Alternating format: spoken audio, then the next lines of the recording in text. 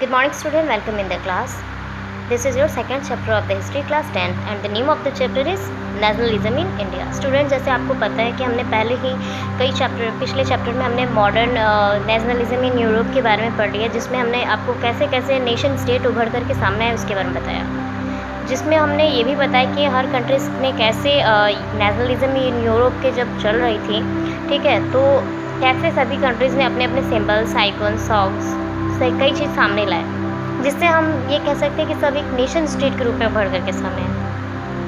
अब हम बात करते हैं वियतनाम की, बट ये चैप्टर तो हमारा सिलेबस से निकाल दिया गया है, इंडो चाइना, तो हम यहाँ पे सिर्फ इंडिया के बारे में पढ़ेंगे, यानी कि नेशनलिज्म इन इंडिया के बारे में पढ़ रहे हैं। यहाँ पे बात की गई है एंटी कॉलोनियल की, बट इससे पहले हम कॉलोनियल क्या होता है इसको समझा दें। जब कोई पावरफुल कंट्री जब किसी कंट्री के ऊपर दबाव करते हैं, जैसे इंडिया में ले लीजिए, ब्रिटिशर्स ने इंडिया के ऊपर अपना रूल किया था, तो कोई पावरफुल कंट्री जब किसी कंट्री के ऊपर जब रूल करती है तो उसे हम कॉलोनियल कहते हैं। बट यहाँ पे एंटी कॉलोनियल की फीलिंग कैसे, क्योंकि इंडिया अब ब्रिटिशर्स के रूल में यानी उनके अंडर में नहीं रहना चाहती थी, वो उनसे छुटकारा पाना चाहती थी। तो इसी कॉलोनियलिज्म से बाहर आने की जो थिंकिंग थी, उनकी जो सोच थी, इसी को हम लोग एंटी कॉलोनियल मूवमेंट कह रहे हैं, ठीक है। अभी यहाँ पे लोग काफ़ी ज़्यादा स्ट्रगल करने लगे कि वो इस कॉलोनियलिज्म से बाहर कैसे आ सके, ठीक है। इस चैप्टर में हम ये सारी चीज़ें देखेंगे। हम ये इसलिए बता रहे हैं, ये आपको इंट्रोडक्शन चैप्टर इसलिए बता रहे हैं कि हम नेशनलिज्म को अच्छे से समझ सकें, ठीक है, जिसमें हमारे यहाँ पे आ रही बात कि नेशनलिज्म में जो मेन हीरो है आपको दिखाए गए हैं, इसमें आपको सबसे ज़्यादा श्रेय आपको दिखाया जा रहा है गांधी जी का, जिन्होंने बहुत सारे प्रोसेस किए। गांधी जी के द्वारा कई चलाए गए मूवमेंट को हम यहाँ पे देखने जा रहे हैं, जिसमें हम आपको दिखाएंगे दो मूवमेंट काफ़ी ज़्यादा इम्पॉर्टेंट है जिसमें, ठीक है, जिसमें आपको 92 का मूवमेंट है, जिसमें हम आपको दिखाएंगे civil disobedient movement, non cooperative movement, ये सारी चीज़ें इंपॉर्टेंट हैं। तो चलिए हम लोग इस चैप्टर को स्टार्ट करते हैं। तो यहाँ पे हम स्टार्ट कर रहे हैं वर्ल्ड वॉर फर्स्ट से, ठीक है। ये चैप्टर आपका 4 पार्ट में कंप्लीट होगा, ठीक है। तो हम यहाँ पे 1.1 जो है, यानी ये जो 1 पार्ट है इस चैप्टर का, उसको स्टार्ट करने जा रहे हैं, जिसकी स्टार्टिंग होती है आपकी, ये कह सकते हो कि इसको हम impact of world war first कह सकते हैं। एक्चुअली क्या हुआ था कि यहाँ पे 1919 का ईयर दिखा रहा है, काफ़ी ज़्यादा नेशनल मूवमेंट पूरी तरह से कई एरिया में फैल चुका था, सभी अलग अलग रूप से डेवलप होना चाहते थे, ठीक है। तो अब ये सारी चीज़ें हम देखेंगे। हम बात किए हैं वर्ल्ड वॉर की, तो हम इस पॉइंट को स्टार्ट करने से पहले हम ये बता दें कि बोर्ड्स में आपके ये चैप्टर के कुछ क्वेश्चन ज़रूर आने हैं, चाहे वो किसी भी टॉपिक में, तो इसको अच्छे से समझिएगा। तो चलिए स्टार्ट करते हैं। हम बता रहे हैं impact of world war first. जैसे कि हमने आपको बताया कि वर्ल्ड वॉर फर्स्ट का हमारे इंडिया में ही नहीं, कई कंट्रीज़ में बहुत नेगेटिव इम्पैक्ट पड़ा, चूँकि हम इंडिया का पढ़ रहे हैं तो चलिए इंडिया की बात कर लेते हैं। इंडिया में इसका बहुत ही बुरा इम्पैक्ट पड़ा। रीज़न, इसका मेन कारण था ब्रिटिशर्स, ठीक है, बिकॉज ब्रिटिशर्स ही जो थे हमारे इंडिया में रूल भी कर रहे थे और पूरी तरह से वो वर्ल्ड वॉर फर्स्ट में सपोर्ट भी कर रहे थे, यानी कि वर्ल्ड वॉर फर्स्ट में युद्ध भी कर रहे थे। इंडिया की बात है तो इंडिया तो डायरेक्टली वर्ल्ड वॉर फर्स्ट में इन्वॉल्व नहीं थी, चूँकि ब्रिटिश उस युद्ध में साथ थी और ब्रिटिश हमारे इंडिया में रूल कर रहे थे, इसलिए हमें भी उसमें उनके साथ युद्ध करना पड़ा था। इंडिया में जो ब्रिटिशर्स थे उन्होंने ह्यूज अमाउंट ऑफ एक्सपेंडिचर जो था पूरी तरह से वार में लगा दिया। अब इस वार के लिए जितने भी लोन्स थे उसको कंप्लीट करने के लिए उन्होंने इंडिया में टैक्स बढ़ा दिया हर एक चीज़ में।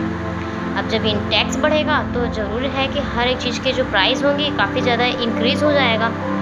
जब ज़्यादा पैसे जब वो होंगे तो ज़रूरी है कि हर छोटी से छोटी चीज़ के जो दाम होंगे बहुत ज़्यादा बढ़ जाएंगे। इससे समस्या क्या है कि 1913 से लेकर 1918 के बीच में बहुत ही बड़ी समस्या लोगों के सामने आ गई, गंभीर समस्या। इकोनॉमिकली कंडीशन उनकी बहुत ख़राब हो गई। हर एक इंसान अब 2 वक्त की रोटी के लिए भी काफ़ी ज़्यादा परेशान होने लगा, है ना। सिर्फ इतनी ही बात नहीं आई, उसके बाद ब्रिटिशर्स ने क्या किया, इंडिया में फोर्स रिक्रूटमेंट स्टार्ट कर दिया। अभी पूछेंगे आप ये क्या है, तो यहाँ पे आपको डिफ़ाइन किया गया है कि ये एक प्रोसेस है जिसमें कॉलोनियल स्टेट जो है फोर्स कर रही थी इंडियन लोगों को कि वो ज़बरदस्ती ब्रिटिशर्स आर्मी के साथ युद्ध करें वर्ल्ड वॉर फर्स्ट में। सबको तो अब युद्ध में तो सपोर्ट करना नहीं होता है, सभी को तो युद्ध करना नहीं होता है, सबको आर्मी ज्वाइन करनी नहीं होती है, लेकिन ये लोग ज़बरदस्ती कहते हैं भाई कि चलो अब आप लोग ज़बरदस्ती आर्मी ज्वाइन करो। ठीक है, जिससे लोग नाखुश थे। अब इतनी तो समस्या थी ही, लेकिन इसके बाद कुछ नेचुरल समस्या भी इंडिया के सामने आई। 1918 टू 90 और 2021 में क्या हुआ, एक प्राकृतिक आपदा आई, फैमाइन, जिससे उस वक्त इंडिया के जो जितने भी क्रॉप्स थे कई हिस्सों के, वो पूरी तरह से डिस्ट्रॉय हो गए, जिसके कारण क्या हुआ, शॉर्टेज ऑफ फूड होने लगा इंडिया में। इन सभी चीज़ों की समस्या को देखते हुए, चूँकि नेचुरल और मैन मेड दोनों समस्या इंडिया के सामने आ गई, जिसमें 1921 में 1921 में 12 to 13 मिलियन ऑफ पीपल जो थे मारे गए उस वक्त। जैसे कि आपको पता है 1 मिलियन बराबर 10 लाख होता है, तो सोचिए करोड़ों की संख्या में है, कई करोड़ लोग इंडिया में मारे गए, जो कि उस वक्त इतनी जनसंख्या इंडिया में नहीं थी, यानी बहुत बड़ी संख्या है। तो लोग क्या सोचे थे, उनकी क्या सोच थी कि हो सकता है वर्ल्ड वॉर फर्स्ट के बाद ये सारी समस्याएं जो हमारे सामने हो वो खत्म हो जाए, बट इट डिडंट, नहीं हुआ ऐसा। अब लोग इस समस्या से कैसे छुटकारा पा सकते थे, है ना, कुछ समझ नहीं आ रहा था। तो उस समय एक आइडिया, देखिए यहाँ पे पॉइंट 1.1 दिखा रहा है, आइडियाज़ ऑफ सत्याग्रह। अब ये क्या है, चलिए हम इसको जान लेते हैं।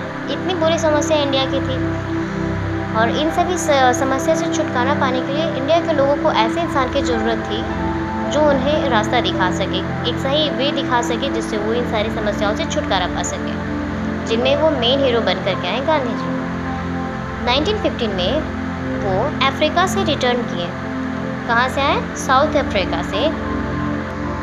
गांधी जी साउथ अफ्रीका से ऑलरेडी, ठीक है, रंग भेद की नीति को पूरी तरह से हरा कर गए थे। मीन्स वहाँ पे काला गोरे का उनके साथ काफ़ी ज़्यादा डिस्क्रिमिनेशन हो रहा था, इस तरह की पॉलिसी को, ठीक है, जो सोच थी उसको पूरी तरह से हरा करके इंडिया में, जो कि उनका मेन जो पावर था, उनका जो शस्त्र था, वो क्या था, सत्याग्रह। सत्याग्रह में सत्य के लिए आग्रह करना, उनकी यही पावर थी। वो इंडिया में भी चाहते थे कि जो ब्रिटिशर्स हैं, किसी वायलेंस के थ्रू नहीं, एकदम नॉन वायलेंस के साथ ही उनके बात को स्वीकार करें, उनकी बातों को स्वीकृति दें, उनकी बात को मानें। उन्होंने इंडिया में भी अब सत्याग्रह की शुरुआत कर दी, है ना।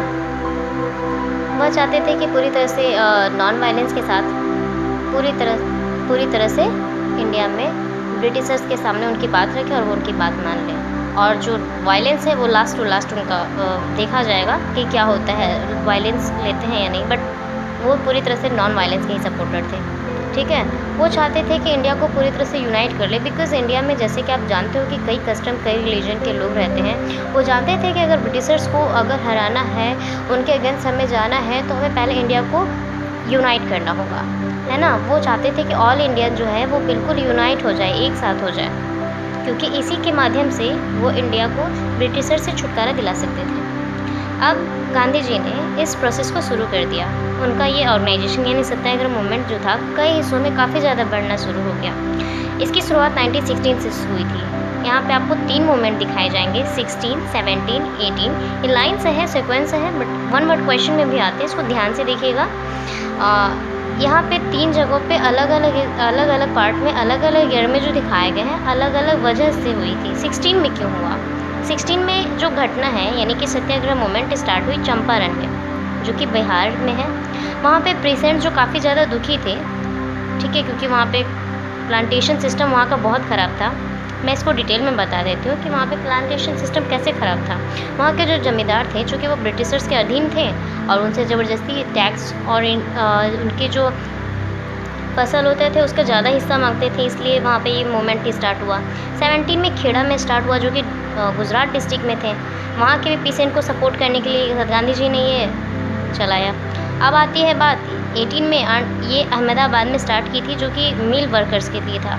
जो मिल का जो ऑनर था, ये कह सकते हो कि वो बिल्कुल मिल ऑनर की बिल्कुल भी सपोर्ट नहीं करते थे, तो इसलिए उन वर्कर को सपोर्ट करने के लिए गांधी जी ने यहाँ पे ये ऑर्गेनाइजेशन चलाया था। तो आई होप आपने यहाँ तक का कॉन्सेप्ट अच्छे से क्लियर कर लिया होगा। नेक्स्ट आती है बात रॉलेट एक्ट की, बट इसके बारे में हम आपसे नेक्स्ट वीडियो में बात करेंगे। So I hope you enjoy this video. So thank you for watching.